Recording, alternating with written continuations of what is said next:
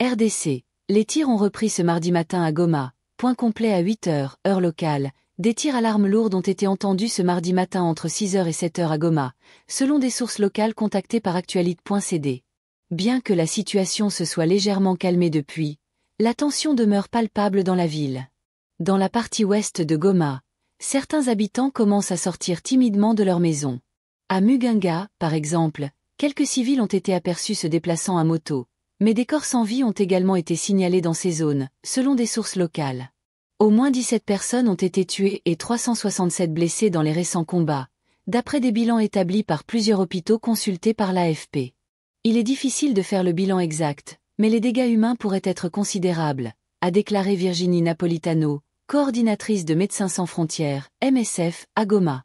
Dans les quartiers de Birer, Budjovu et autour de l'aéroport, un calme relatif semble s'être installé, mais les habitants restent sur leur garde.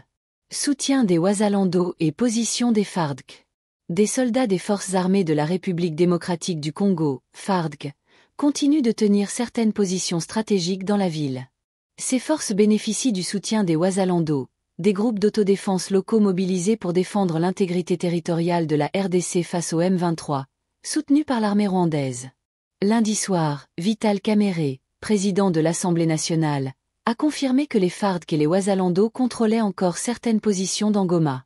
Nous tenons ici, au nom du président de la République, à féliciter la population du Nord Kivu, les vaillants combattants des forces armées de la République démocratique du Congo et les Wazalando, a-t-il déclaré après une réunion institutionnelle autour de Félix Tshisekedi à Kinshasa.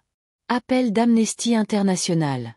Dans ce contexte, Amnesty International a exhorté la communauté internationale et les partenaires régionaux de la RDC à exercer une pression accrue sur toutes les parties impliquées dans le conflit.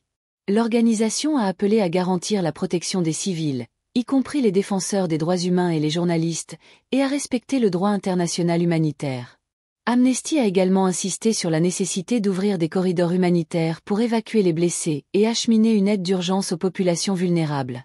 Réorganisation militaire et administrative. Face à la détérioration sécuritaire, le bureau de l'Assemblée nationale a recommandé une réorganisation immédiate du commandement militaire dans la province du Nord Kivu, notamment au niveau du secteur opérationnel et de la région militaire. Lors d'une réunion élargie aux membres de la commission défense et sécurité, le bureau a également appelé à une réorganisation administrative de la province à partir des zones encore sous contrôle des FARDC. Cette mesure vise à renforcer la gestion de la crise en attendant un retour au calme à Goma. Situation critique à Goma.